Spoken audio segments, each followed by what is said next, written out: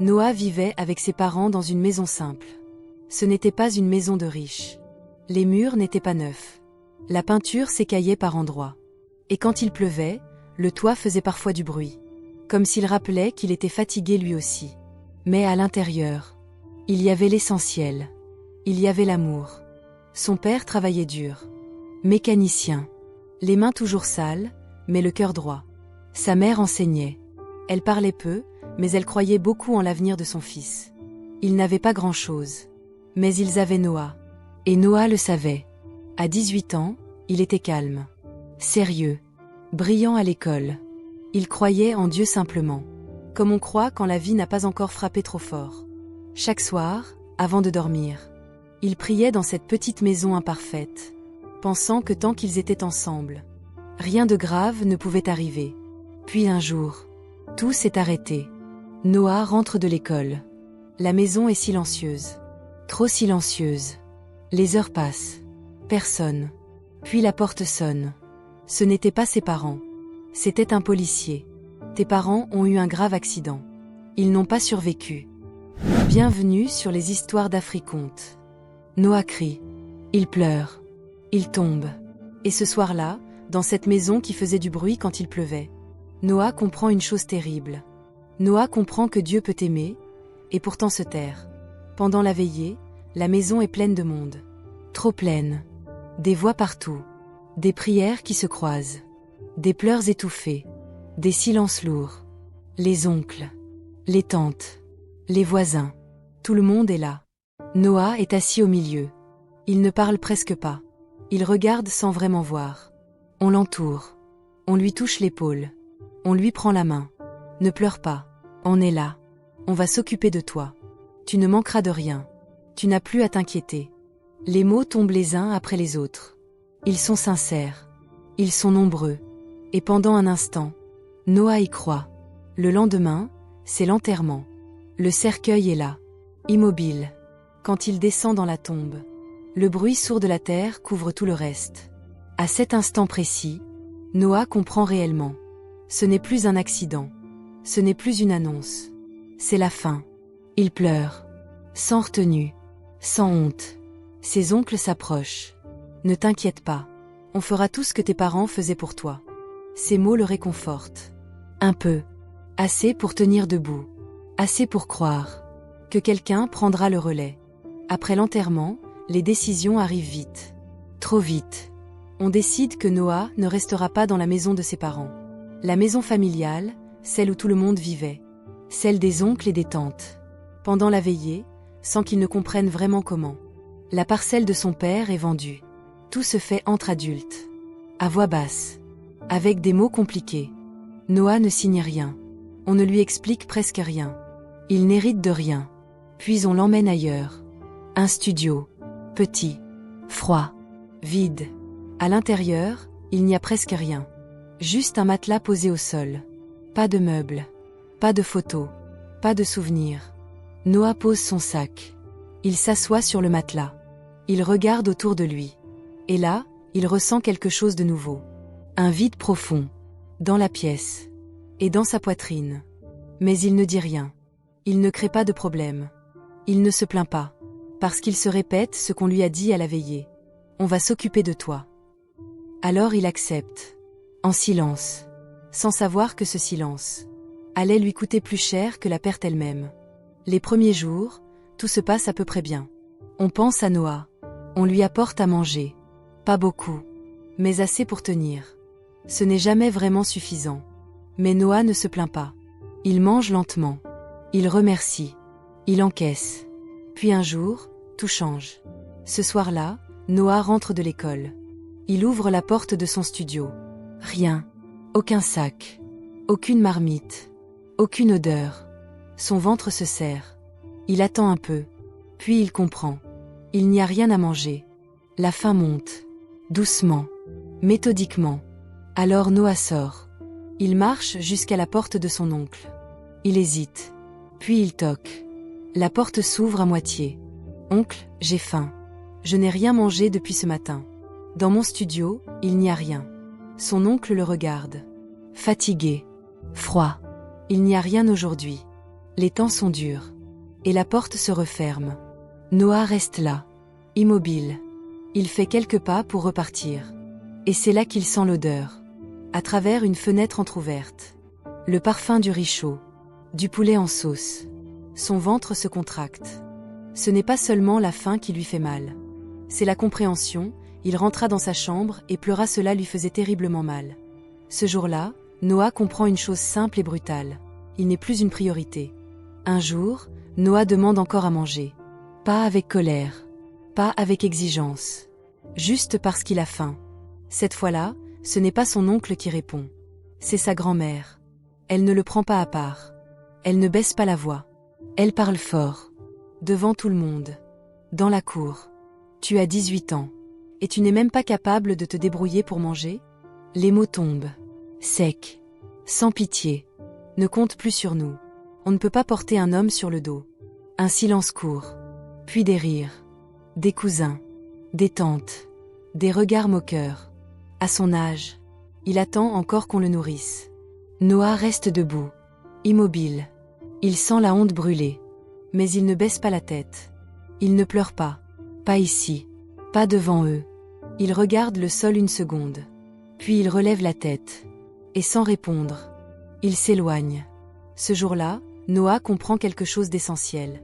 La pauvreté ne fait pas seulement mal au ventre. Elle fait rire ceux qui n'ont plus besoin de toi. Et à partir de ce moment, Noah décide une chose, en silence. Il ne demandera plus rien. Chaque matin, Noah partait à l'école le ventre vide. La faim lui tordait parfois l'estomac. Mais elle ne l'empêchait jamais d'y aller. À l'école, il y avait Alain. Un ami discret. L'un de ceux qui ne posent pas trop de questions. Quand Noah n'avait rien, Alain partageait son repas avec lui. Un morceau de pain. Un peu de riz. Parfois juste un sourire. Et pour Noah, c'était énorme. Il ne se plaignait pas. Il avançait. Parce qu'il avait un objectif clair. Obtenir son baccalauréat cette année. Pas pour l'argent. Pas pour fuir. Mais pour ses parents. Pour leur prouver, même s'ils n'étaient plus là, que leur sacrifice n'avait pas été vain. Chaque cours suivi, chaque journée supportée malgré la faim. C'était une promesse silencieuse. Je vais réussir. Je vais vous rendre fiers. Le jour du baccalauréat, Noah se lève avant le soleil. Le ventre vide. Encore. La faim est là. Présente. Tenace. Mais elle ne l'arrête pas. Il marche jusqu'au centre d'examen. Le regard droit. Le dos tendu par la détermination. Dans la salle, le silence est lourd. Les feuilles sont distribuées. Les stylos s'agitent. Noah se concentre. Il oublie la faim. Il oublie la maison. Il oublie les humiliations. Pendant des heures, il n'existe plus qu'une chose. Réussir. Un mois plus tard, les résultats sont affichés. La cour est pleine. Les cris fusent. Les noms sont appelés. Noah avance lentement. Son doigt glisse sur la liste. Puis il s'arrête. Son nom est là. Admis. Un sourire traverse son visage. Court. Fragile. Il est heureux. Mais épuisé. Il n'a même pas la force de courir. Pas la force de crier. Il rentre. À la maison, il annonce doucement. J'ai obtenu mon bac. Personne ne se lève. Personne ne sourit. Un silence. Puis une voix. Celle d'un oncle. Et puis alors? Ça se mange? Les mots tombent. Secs. Violents. Noah ne répond pas. Il se lève. Rentre dans son studio. Ferme la porte. Et là, pour la première fois depuis longtemps, il pleure. Sans bruit.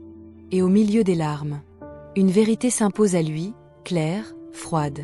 Plus rien ne changera ici. Tant qu'il restera là. Et il comprend une chose essentielle. Tout cela devra cesser.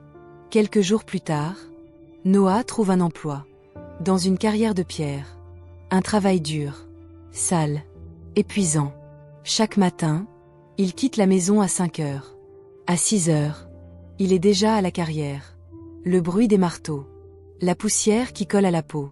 Les mains qui brûlent. Il casse. Il porte. Il transpire. Il rentre à 20 heures. Le corps vidé. Le dos cassé. Mais il tient. Parce qu'il a un objectif. Économiser. Partir. Quitter ce pays. Noah ne travaille pas pour survivre seulement. Il travaille pour s'échapper. Son Pourquoi est clair, solide, inébranlable. Il ne veut plus dépendre. Il ne veut plus supplier. Il ne veut plus avoir faim. Et chaque pierre qu'il soulève le rapproche un peu plus de la vie qu'il s'est juré d'avoir. Avec le temps, Noah commence enfin à manger correctement. Rien de luxueux, mais suffisant. Chaque fin de journée, quand il reçoit son salaire, il ne fait rien. Il s'assoit. Il compte chaque billet, chaque pièce. Puis il range. 60%. Toujours. Pas un franc de plus. Pas un de moins. Cet argent n'est pas pour le plaisir. Il est pour un seul objectif. Quitter ce pays. Quitter la faim. Quitter l'humiliation. C'est son but ultime. Les mois passent. Puis les années. 2 ans de travail acharné. 2 ans à se lever avant le soleil. 2 ans à rentrer brisé. Mais il tient. Et un matin, tout bascule. Noah a son visa. Le papier est là. Officiel. Réel. Il le relit plusieurs fois, comme s'il avait peur qu'il disparaisse. Le voyage est prévu dans 4 jours. 4 jours seulement. Noah sourit. Un vrai sourire. Pour la première fois depuis longtemps. Ce n'est pas un rêve. C'est une sortie. Une porte ouverte. Et il se dit, en silence. J'ai tenu. J'y suis presque. Quand Noah annonce la nouvelle à la famille, le silence tombe. Personne ne crie. Personne ne saute de joie. Les regards se croisent. Lents. Étranges. Certains n'en reviennent pas. Ils se disent, sans le dire à voix haute. Malgré tout ce qu'on lui a fait, il a réussi à avoir son visa. Un oncle sourit à moitié. Pas de fierté. Plutôt une attente. On va voir s'il va vraiment partir. Beaucoup ont un visa, peu voyagent. Les mots sont calmes, mais chargés. Noah écoute. Il ne répond pas. Il n'a plus besoin de convaincre. Il a déjà tenu trop longtemps. Dans sa tête, une seule pensée tourne. Ce calvaire touche à sa fin. Le soir, il rentre dans son studio. Petit, froid, presque vide. Il regarde autour de lui. Les murs, le sol, le matelas. Il s'assoit. Il comprend que c'est peut-être la dernière fois qu'il passe la nuit ici. Un mélange étrange l'envahit. Soulagement, fatigue et une légère peur. Parce que partir, ce n'est pas seulement fuir la douleur. C'est laisser derrière soi tout ce qui t'a brisé. Noah ferme les yeux. Encore quelques jours, encore un effort. Il ne sait pas encore que parfois, le plus dur commence. Juste avant le départ, Noah se réveille à 4 heures du matin. Il n'a presque pas dormi. Pas à cause de la peur. À cause de l'attente. Sa valise est déjà prête. Posée contre le mur. Fermée depuis la veille. Vêtements pliés. Un peu d'argent. Et surtout, ses papiers. Le billet. Le visa. Le passeport. Il ne reste qu'une chose à faire. Les récupérer et partir. Il ouvre son sac. Puis il s'arrête. Son cœur rate un battement. À l'intérieur, quelque chose bouge. Un rat. Petit. Sale. Calme. Noah recule d'un pas. Puis regarde mieux. Le passeport est là. Ou plutôt, ce qu'il en reste. Mouillé. Déchiré. Mâché en morceaux. Irrécupérable. Noah reste figé. Il ne crie pas. Il ne bouge pas. Une seule question le traverse. Comment un rat a pu entrer dans un sac fermé? Ce n'est pas logique. Ce n'est pas normal. Mais le résultat est là. Son voyage est fini. Avant même d'avoir commencé. Quand la famille l'apprend, les réactions tombent. Pas de surprise. Pas de compassion. On savait que tu n'allais jamais y arriver. C'était trop grand pour toi. Tu vas rester ici, avec nous. Chaque mot est un coup. Noah écoute. Sans répondre. Quelque chose se brise en lui. Il quitte la maison. Il marche vite. Il rentre dans son studio. Il ferme la porte. Et cette fois, il ne pleure pas. Il est terriblement choqué par la tragédie. Noah alla voir Alain. Il avait besoin de parler. De vider ce qu'il portait. Il lui expliqua tout. Le réveil à 4 heures. La valise prête. Les papiers. Et ce rat. Ce passeport déchiré. Ce voyage détruit en quelques minutes. Alain écouta sans l'interrompre. Longtemps. Puis il parla, calmement. Tu sais, ici en Afrique, on ne dit jamais qu'on voyage. Même à la famille. On part seulement. Et on surprend. Noah baissa la tête. Alain continua. Tout ce qui t'arrive là, ce n'est pas un hasard. Tu t'es battu, oui. Mais tu as négligé l'essentiel. Il le regarda droit dans les yeux. Dieu devait t'accompagner dans ces combats. Pas être mis de côté. Le silence s'installa. Ces mots frappèrent Noah plus fort que la perte du visa. Plus fort que les moqueries. Plus fort que l'échec. À cet instant précis, il comprit. Il avait travaillé. Souffert. Persisté. Mais il avait avancé sans Dieu. Et peut-être que ce rat n'était pas un accident. Peut-être que c'était un arrêt. Un rappel. Noah sentit quelque chose se briser en lui. Pas de colère. Pas de révolte. Du regret. Ce jour-là, il prit une décision silencieuse. Reprendre une vie de prière. Demander pardon à Dieu. Plus avancer seul. Parce qu'il venait de comprendre une vérité simple. On peut se battre contre la vie. Mais sans Dieu, on finit toujours par tomber. Noah se dit que ce n'était pas fini. Que ce n'était pas un échec définitif. Il avait perdu une bataille, pas la guerre. Alors il prit une décision claire. Il allait recommencer le combat. Mais cette fois-ci, avec Dieu. Il reprit contact avec Dieu, humblement. Sans exigence. Sans colère. Chaque nuit, à 0 heure, Noah priait. Seul. À genoux parfois. Demandant la force. La direction. La paix. Il rejoignit aussi un groupe de jeunes. 30 jours de prière. 30 jours de discipline. 30 jours pour remettre chaque combat entre les mains de Dieu. Noah était déterminé. Il voulait mettre toutes les cartes de son côté. Le travail. La foi. La patience. Et peu à peu, les choses commencèrent à changer. Pas brutalement. Pas comme par magie. Mais clairement. À la carrière, son sérieux se remarqua. Son endurance. Sa constance. Un matin, on l'appela. On lui confia un nouveau rôle. Superviseur. Plus de responsabilité. Plus de respect. Un meilleur salaire. Noah ne cria pas victoire. Il remercia. Il continua à économiser. Toujours avec discipline. Toujours avec foi. Et cette fois, l'argent ne fuyait plus. Les portes ne se fermaient plus. Noah comprit alors une chose essentielle. Quand Dieu marche avec toi, le combat devient lourd. Mais le chemin devient possible.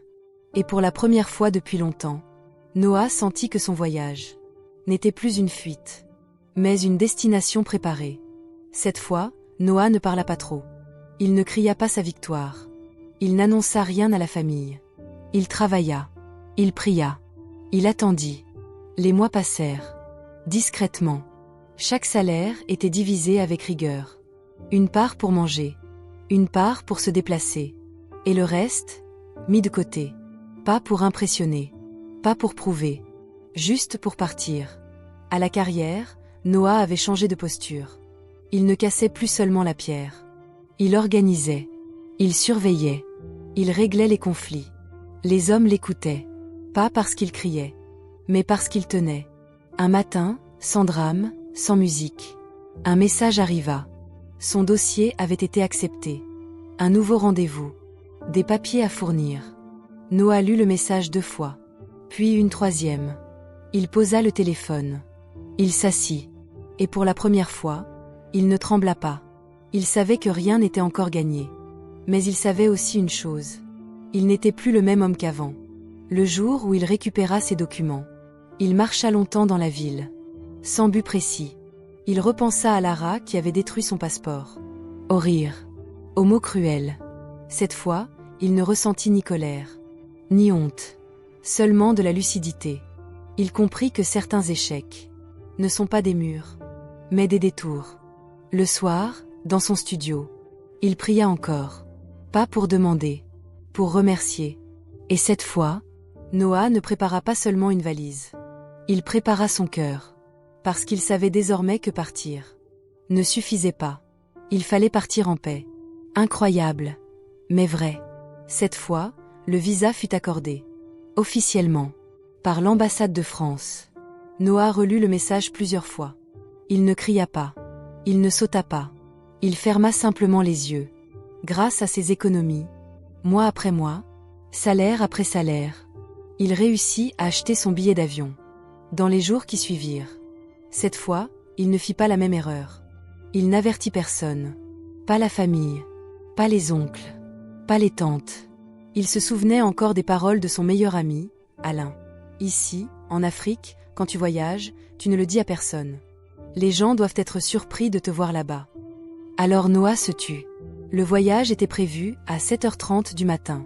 Mais à 0h, Noah sortit déjà de son studio. La nuit était calme. Les rues presque vides. Un sac sur l'épaule. Ses papiers bien serrés contre lui. Il marcha longtemps, puis prit un taxi. Direction, l'aéroport. Assis à l'arrière, il regardait les lumières défiler, comme si sa vie passait devant lui. Ce n'était pas seulement son rêve, qui était en train de se réaliser. C'était aussi celui de ses parents. Ceux qui avaient cru. Ceux qui n'étaient plus là. Pour voir l'aboutissement. Quand l'aéroport apparut au loin, Noah sentit sa gorge se serrer. Il inspira profondément. Cette fois, ce n'était ni une fuite, ni un hasard. C'était un départ préparé.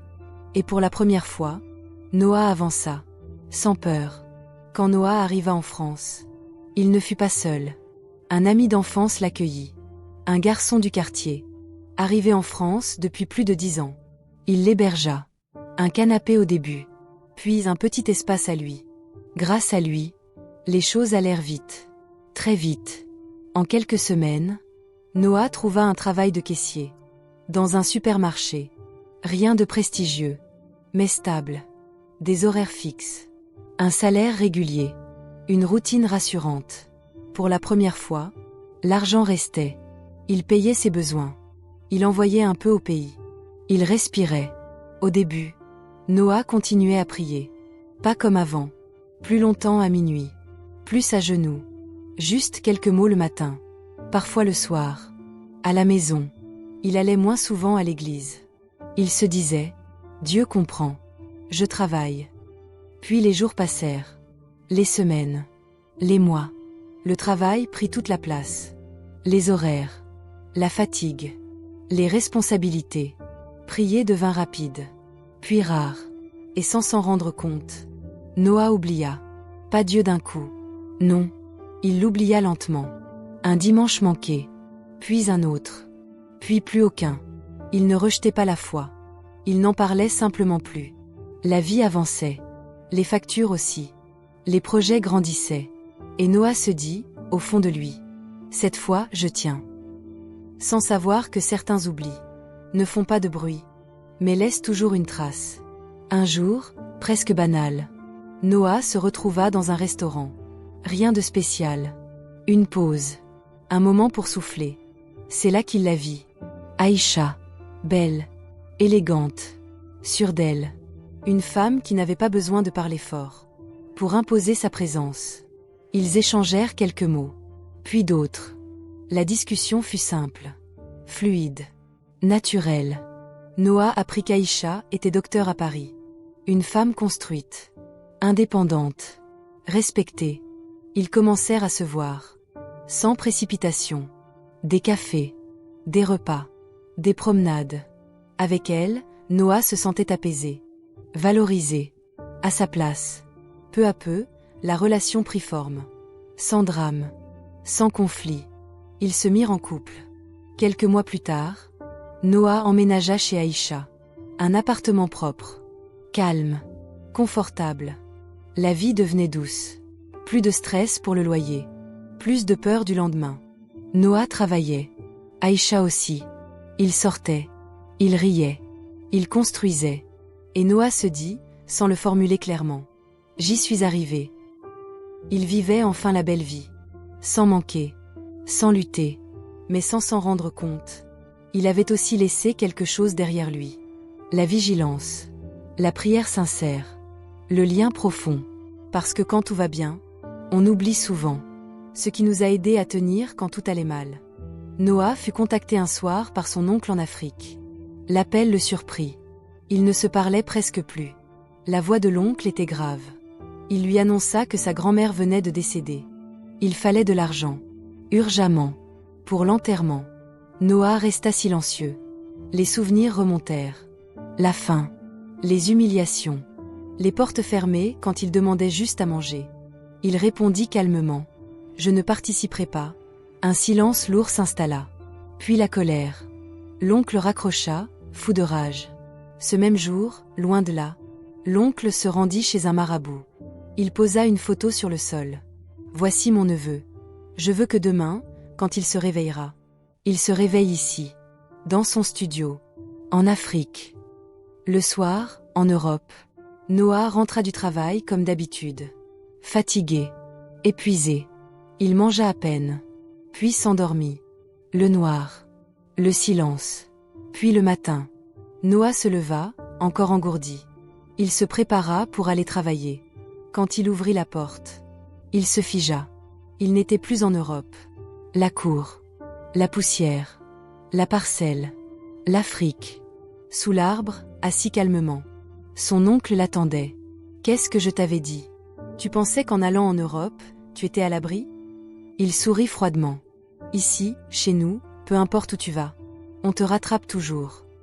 Noah recula, paniqué. Il tourna les talons et courut. Il alla chez son meilleur ami, Alain. Essoufflé, tremblant, il expliqua tout. Alain le regarda, choqué. Noah, qu'est-ce que tu fais ici? À cette heure-ci, tu devrais être en Europe. À cet instant précis, Noah comprit que quelque chose de grave venait de se produire. Et que ce combat n'était plus seulement physique. Un jour plus tard, Noah appela Aïcha, la voix tremblante. Il lui expliqua. Aïcha, je ne comprends pas comment, mais je me retrouve en Afrique. Un silence. Puis Aïcha sursauta. Comment ça, en Afrique? Je t'ai laissé dans la chambre ce matin avant de sortir. Noah tenta d'expliquer. Il parlait vite, confusément. Ce n'est pas ce que tu crois. Je n'ai pas payé de billets. Je ne suis pas parti volontairement. Aïcha éclata. Tu m'as abandonné comme ça? Vous, les Africains, vous êtes tous pareils. Quand les choses deviennent compliquées, vous disparaissez. Noah sentit son cœur se serrer. Il répéta.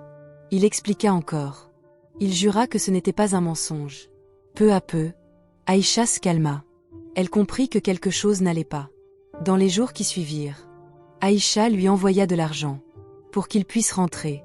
Une première fois, rien. Une deuxième fois, encore rien. L'argent n'arrivait jamais. Comme bloqué. Comme si quelque chose refusait. Qu'il reparte. Comprenant le danger, Noah quitta la maison familiale et alla emménager chez son ami Alain pour s'éloigner de sa famille. Ensemble, ils allèrent voir un pasteur. Noah raconta tout. L'appel de l'oncle, le marabout, le retour inexplicable, l'argent qui disparaît. Le pasteur l'écouta longuement. Puis il posa une question simple. Pourquoi as-tu abandonné Dieu? Noah baissa les yeux. Parce que tout allait bien. Je travaillais. Je vivais bien. Je n'en voyais plus l'utilité. Le pasteur secoua la tête. Tu t'es trompé. On ne prie pas Dieu seulement quand tout va mal. On le prie aussi quand tout va bien. On le remercie en toutes choses. Il marqua une pause. Tu as négligé Dieu. Il devait t'aider dans ton combat spirituel. Mais tu l'as mis hors de ta vie. Voilà pourquoi tu combats seul aujourd'hui. Puis sa voix s'adoucit. Mais Dieu est un Dieu de pardon. Si tu reviens sincèrement vers lui, il te pardonnera. Et nous trouverons une solution. À cet instant, Noah comprit une chose essentielle. Le combat qu'il vivait n'était pas seulement contre sa famille, mais contre un vide spirituel qu'il avait lui-même laissé s'installer. Alors, ils se mirent au travail. Pas dans la précipitation, pas dans la panique, mais avec sérieux. Noah reprit la prière. Pas comme avant, rapidement. Pas par habitude. Cette fois, profondément. Avec Alain. Avec le pasteur. Avec d'autres fidèles. Ils organisèrent des séances de prière. Des temps de jeûne. Des nuits entières passées à invoquer Dieu. Noah retourna à l'église. Régulièrement. Il écoutait. Il apprenait. Il se souvenait. Peu à peu, il reprit ses anciennes habitudes. La discipline. L'humilité. La persévérance. Grâce à Alain, qui ne le lâchait pas. Grâce au pasteur, qui le guidait sans juger. Et doucement, les choses commencèrent à changer. Dans le monde visible, rien ne semblait différent. Mais ailleurs, quelque chose se fissurait. L'oncle, de son côté, avait agi. Il avait enfermé l'âme de Noah dans une bouteille, pour bloquer son évolution, pour l'empêcher d'avancer, pour le maintenir captif. Mais ce qu'il n'avait pas prévu, c'était la force d'une prière sincère. Chaque jour de jeûne affaiblissait le lien. Chaque prière brisait une chaîne. Chaque invocation fissurait la prison invisible. Ce qui était verrouillé commençait à se fendre. Pas d'un coup, pas brutalement, mais irréversiblement. Noah ne le voyait pas encore. Mais il le sentait. Un poids se levait. Une oppression disparaissait. Une clarté revenait. Le combat n'était pas fini. Mais il avait changé de camp. Et pour la première fois depuis longtemps, Noah n'était plus seul dans la bataille. Sous la pression constante de la prière, quelque chose changea. L'oncle n'arrivait plus à agir comme avant. Chaque tentative échouait. Chaque rituel perdait sa force. Les fétiches qu'il avait utilisés pour bloquer la vie de Noah commencèrent à se retourner contre lui. Les nuits devinrent agitées. Les pensées confuses. La peur s'installa. Il devenait paranoïaque. Ce qu'il croyait contrôler lui échappait complètement. Le feu du Saint-Esprit était à l'œuvre. Pas seulement sur lui, mais aussi sur toute la famille, qui s'était dressée contre Noah. Pendant ce temps, Noah tenait bon. Grâce au temps de prière, au jeûne, au soutien d'Alain, et à l'accompagnement du pasteur, tout devenait plus clair. L'oppression disparaissait. La confusion se levait. La paix revenait. Noah sentit au fond de lui qu'il était enfin prêt. Prêt à repartir. Prêt à avancer. Alors il appela Aïcha. Aïcha, je suis prêt maintenant. J'ai gagné ce combat. Aïcha n'hésita pas. Elle lui envoya l'argent pour son retour en France. Mais Noah ressentit un pincement au cœur. Il pensait à Alain, à tout ce qu'il avait fait pour lui, à son soutien sans condition. Il rappela Aïcha. Est-ce possible que tu m'aides aussi à faire voyager Alain avec moi? Je ne veux pas le laisser derrière. Aïcha accepta, sans discuter, avec le cœur. Et à cet instant, Noah comprit que cette victoire n'était pas seulement spirituelle, elle était aussi humaine. 2 jours avant le départ, Noah alla voir Alain, son meilleur ami, celui qui ne l'avait jamais lâché. Ils étaient assis ensemble, simplement, sans bruit, sans foule. Noah inspira profondément, puis dit « Mon frère, aujourd'hui, je m'en vais. Et si j'en suis là, c'est grâce à toi. Merci pour tout ce que tu as fait pour moi. » Alain baissa la tête, ému, sans trouver les mots. Puis Noah reprit, la voix un peu tremblante. « Mais j'ai une bonne nouvelle à t'annoncer. Prépare-toi. Prépare tes papiers. On ne se sépare pas. » Alain leva les yeux. « Comment ça ?» Noah sourit. « On s'en va ensemble. » Le silence se transforma en émotion brute. Alain n'en croyait pas ses oreilles. Pour cette occasion spéciale, Aïcha revint en Côte d'Ivoire. Elle voulait être là, présente, pour récupérer Noah, et celui qui l'avait aidé à tenir quand tout s'effondrait. Quand ils se retrouvèrent tous les trois, il n'y eut pas beaucoup de paroles. Juste des regards, des sourires tremblants, des larmes qu'on ne cherchait plus à cacher. C'était un moment vrai, rare, humain, parce que Noah avait compris une chose essentielle. Le vrai succès n'est pas seulement de partir, mais de ne pas oublier ceux qui t'ont aidé à te relever. Et cette fois, ce n'était pas une fuite. C'était un départ béni. Noah n'a pas gagné parce qu'il est parti en Europe. Il n'a pas gagné parce qu'il a trouvé un travail. Il n'a même pas gagné parce que le combat spirituel s'est retourné en sa faveur. Il a gagné le jour où il a compris une vérité simple, mais essentielle. On ne réussit jamais seul. On ne traverse pas les tempêtes sans appui. Et on ne gagne pas un combat spirituel en oubliant Dieu quand tout va bien. Noah a connu la faim, l'humiliation, la trahison, la solitude. Il a cru, un moment, que la réussite suffisait à tout réparer. Il s'est trompé, car sans foi, le succès fatigue. Sans gratitude, la victoire se vide. Sans principe, l'élévation devient dangereuse. Mais lorsqu'il est revenu à Dieu, lorsqu'il a accepté de se battre autrement, lorsqu'il a choisi de ne pas avancer seul, tout a changé. Pas parce que la vie est devenue facile, mais parce qu'elle est devenue juste. Cette histoire nous rappelle une chose essentielle. Le succès n'a de valeur que s'il élève aussi ton cœur. partir loin ne sert à rien si tu laisses ton âme derrière toi. Et aider ceux qui t'ont aidé, c'est la vraie richesse. Noah est parti. Oui. Mais cette fois, il n'a rien laissé d'essentiel derrière lui. Et c'est pour ça qu'il a réellement réussi.